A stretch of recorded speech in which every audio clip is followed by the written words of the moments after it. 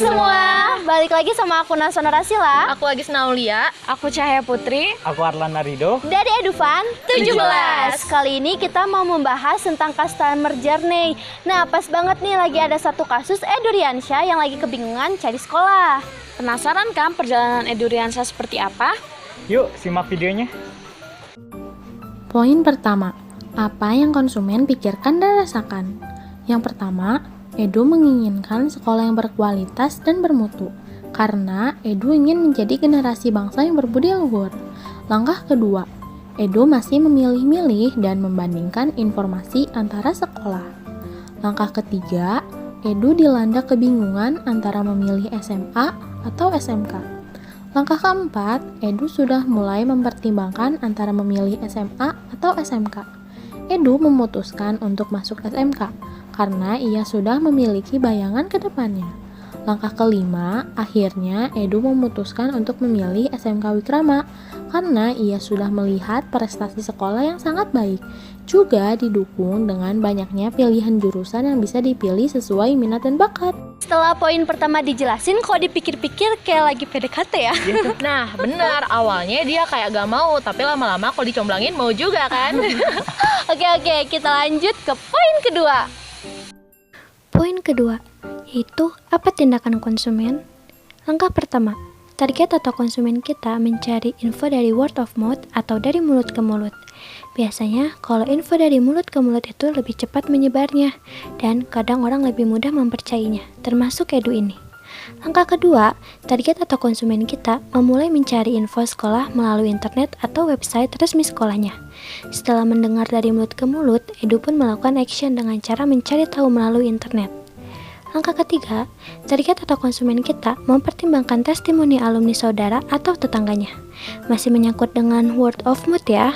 Selain mencari tahu melalui internet, Edu pun mencari tahu bagaimana testimoni yang sudah bersekolah di sana, baik itu saudaranya maupun tetangganya, agar lebih pasti dalam mempertimbangkannya.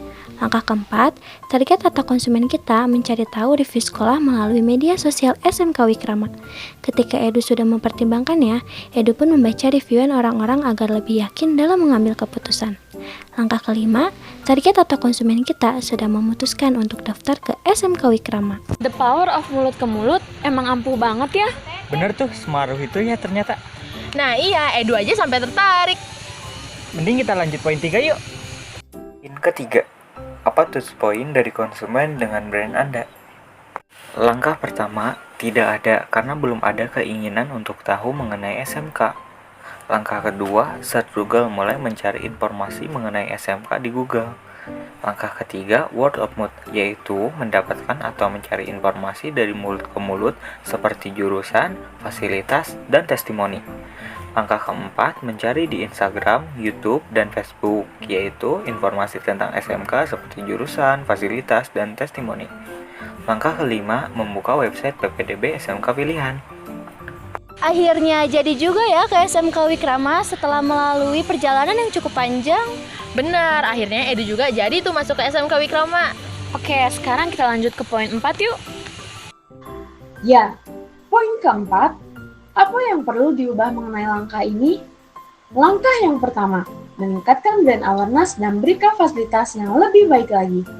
Langkah kedua, posisikan website di Google seperti judul dan meta tag yang lebih menarik dan unik.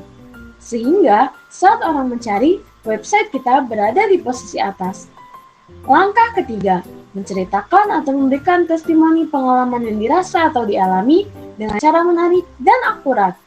Langkah keempat, memberikan tampilan headline dan pemberitahuan promo di halaman awal. Langkah yang kelima atau yang terakhir, buatlah transaksi administrasi lebih mudah. Penting banget ya buat kita ningkatin brand agar konsumen tertarik dengan produk kita. Nah, bener banget tuan. Lanjut yuk ke poin terakhir, yaitu poin kelima. Poin terakhir, yaitu poin 5. Bagaimana menerapkan perubahannya? Langkah pertama, dengan menggunakan media sosial agar bisa memberikan yang lebih baik lagi dalam melayani pendaftaran. Langkah kedua, menggunakan SEO.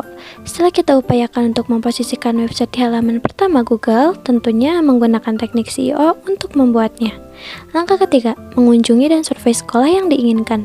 Setelah mendapatkan banyak info, tentu hal yang diinginkan kami sebagai penyedia jasa adalah target mengunjungi sekolah untuk membuktikannya, agar lebih percaya dan yakin. Langkah keempat, buat postingan rutin untuk menaikkan insight media sosial, karena semakin banyak yang mengunjungi media sosial kita, tentu semakin semangat untuk membuat postingan, agar info yang mereka cari kita penuhi. Langkah kelima, memberikan lebih banyak opsi dari cara pembayaran dan transaksi, agar kita tidak mempersulit konsumen. Nah, itu dia perjalanan Edu yang penuh rintangan dan penuh rasa bimbang saat memilih sekolah. Nah, ternyata customer journey itu sangat membantu ya dalam perjalanan konsumen dari awal hingga closing. Gimana nih, kalian udah paham belum mengenai customer journey? Kalau kalian belum paham, kalian bisa tanya di kolom komentar. See you next video!